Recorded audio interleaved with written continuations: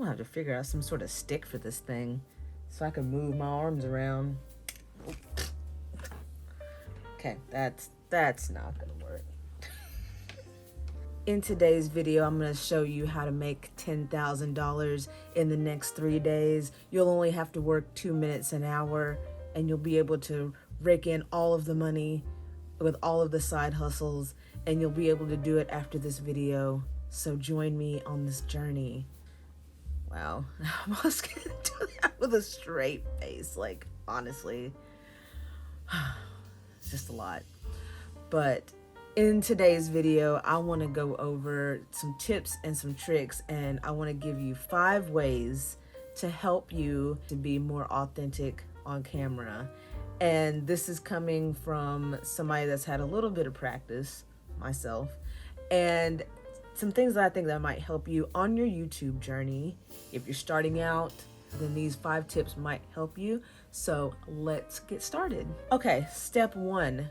If you want to be authentic on camera, you're gonna have to legitimately be authentic. I mean, you cannot come into this with a whole bunch of BS and expect somebody to be part of your community and to really listen to what you have to say, unless you're just going to be based off of clickbait. And I mean, if that's your prerogative, then that is great. But if you really want to build a community of like-minded people, and you want to build a community of people that are going to rally around you and that just want to be with you on whatever the journey may be for yourself, then you're gonna need to legitimately be authentic. I'm telling you, it's too much energy to try to put on this front and to try to be this liar and things like that. Like, I can tell you that I've been told by multiple people that I am not a good liar. I am not good at putting on a front. I'm good at waving my hand around and using this to tell a story and whatever. I use my hands a lot. I noticed that when I was a streamer, but I am me. This is me. If we were sitting next to each other, in front of each other, whatever, if we were sitting at a table and we were hanging out in real life, IRL, however you want to say it, this is how it's going to be, whether I'm in front of this camera or whether I'm in front of your face or if I'm on the phone or FaceTime or whatever. Like, this is it. And this is as much energy as I have. Like, I've got too much energy invested into other things to try to come up in here and be like, whatever that is. But one, you just got to be authentic and you just got to be legit and keep it real. You know, that's a phrase from the 90s or whatever, but keeping it real, being actually authentic, and being your true self is what those things are going to get you far. Step 2, talking in front of a camera is probably not the most natural thing for most people. I would say that it takes some practice. My step 2 is to practice in front of your camera, just talking to the camera. And what I would suggest is just making some videos. You don't have to post everything that you record, but practice does help you just get into the motions of like what works. Like, make sure that you're in frame and you're not just like all willy-nilly out there and just like doing whatever. But practicing in front of the camera is just going to help it flow. Like, for instance, with me, my practice came from my streaming days. When I first started out in 2018? Yeah. Ooh. It's been a minute ago. But in my streaming days, I started out, and I mean, there was nobody watching me. And that's a live thing. It's like, you can't hide behind editing when you're doing a live stream. I mean, you're just like there, and you are out there in the world, however, which way you want to put it. If you want to have a persona, you know, whatever. But that was never my thing. I started out doing jigsaw puzzles because that's what I enjoyed doing. And like I said, nobody watched me, but over the 5 years on and off that I did stream, I have built a community of people that, even though I don't stream anymore, I mean, we are still a very close community. You know, we can talk about all sorts of things and keep things respectful and all of that good stuff. And these people I never would have met unless I had put myself in front of the camera and just practiced. So I would say that step number 2 would just be to practice talking in front of a camera.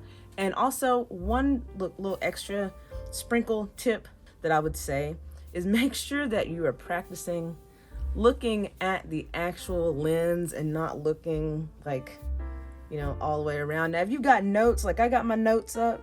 What did I tell y'all last video? I've got my little Google Doc over here. I've got my little outline. Make sure that you're looking at the camera so that we can see you and we can see your eyes and we can see what you got going on. It's a good thing. It'll work out best for you. Just trust me. Just trust me. One more thing about practicing in front of the camera is that if it takes you a few videos to get comfortable with it, it's no shame in that. Like, that's just you wanting to get better at doing a certain thing. So I would say, like, don't sweat it. Don't let it get you down if you look back at like your first few videos and you're like, oh, how cringy am I? I'm just so cringy. It's gonna be cringy, okay? I'm just here to tell you it's gonna be cringy. It is what it is. Like, it's one of those things that I don't think really just comes naturally. Unless you're just maybe a naturally born, like, news anchor or something. Like, maybe you were just born that way. I don't know. But not everybody is going to be in that same boat. And trust me, it's okay. If you just keep at it, you'll get there. You'll get there. All right, step 3 is actually one of my personal favorites. It's something that I do a lot. But step 3 is when you are making your video, is that if you can relate a story to your own life and kind of relate that back to your audience and who you're talking to. Like, usually all of the things that I'm talking about, I can be like, yeah, so back when this happened to me, or when this happens to me one day. But don't make it about yourself. Like, don't make the whole video about me, me, me, me, me, me, me, me, me.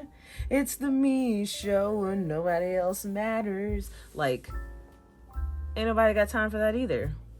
So, but if you can come up with a story and just be like, hey, like, I went through this.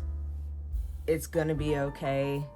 If I can tell you something to help your path to be easier, then I'm here for it. So, if you have something that you've gone through, you can help somebody get through it a little bit easier, then that is helping to solve a problem. Relating a story back to what you're talking about can help just kind of build that rapport with your audience and make you seem more human. There's no beep boops here. Having a story to listen to, I think, helps all of us kind of just navigate through this thing that we call the life. Now, step 4 is something that I try to be as much of a stickler about it as I can, and it's something that I feel like that is very, very, very important, that sometimes people fail to realize and they fail to do. But once you've put some videos out there, once you've put yourself, it could be either on YouTube, it could be on another social platform, whatever it may be, but once you put yourself out there, people are going to give you comments. It could be support, it could be criticisms, it could be things like that. But a lot of people, I feel like that they don't really pay attention to their comments or replies or even emails that they might get, and they just kind of like leave that out there into the wilderness for the crickets. But I feel that it is very, very important that once you start getting comments, that you send some sort of reply to your audience, because I feel like that is very, very important, and I feel that you can make a connection with people if you reply to what they say, because I feel like that everybody always wants to feel seen and they want to feel heard. And if you're just out there getting these comments, people are sending you support or they're sending you suggestions or things like that, and you're just completely glazing over it, then it's making it seem like that the people that are taking the time out of their busy day to send you a comment or something, that you're ignoring it, that person is not feeling seen or heard. And so one thing is, like, my last video, if you didn't catch it, I'll link it somewhere, wherever it gets linked on the page, but got more attention than I'm used to, and I keep getting comments on it. Like, every day I still get comments and things, and I've done my best to reply to every single one. If I've missed one, I sincerely apologize. I go back through the list like at the end of the day and be like, did I miss anything? But I'm doing my best, because like I said, I just want to make sure that everybody is seen and heard in my community. And that's just, again, one of the things that I feel like is super duper important, and that's why I'm talking about it a bunch. So another thing about replying and responding to the community is, when you get questions and you get people that are, curious about something, I've already come up with like 5 more YouTube videos that I want to do just based off of the comments that I got off of the last one, like ones that I wouldn't have even thought of to do, because I was like, oh, there's already like, I don't know, 11 of those on YouTube, but everybody can tell a story a different way, and everybody can explain things in a different way. And yeah, so in my little document here with all of my YouTube ideas, just based off of those comments, like I said, I've got like 5 more that I've been like, furiously, let me go in here and make all these notes. I'm like going to goblin mode for some reason, but anyway. So that's another thing too, is like, a lot of people will not start on YouTube because they're like, I don't know what I want to talk about. I just don't have anything going on, and blah blah blah blah. Like, if you put just a little sprinkle, you put a little sprinkle out there, somebody's gonna say something, and it's gonna spark that little light bulb in there, and you're gonna be like, okay, I think I got this going on. So just pay attention to the comments, pay attention to the feedback that you get. It is very, very, very valuable. And now the last step number 5, and this is something that I could probably do and probably will do a whole nother video about, but it is figuring out why you want to put yourself out there. Some people are going to be on YouTube or social media or whatever that they're doing. They're going to be on there strictly for the money. They're just like, I want to make that bag. I want to go to, I don't know, Antarctica. So that's why I'm going to start this YouTube, and I'm going to do a health and a wellness and a relationship. I'm going to do a tech video. I'm going to do all the clickbaity things. Okay, that's fine. The money is the only reason you want to put it out there.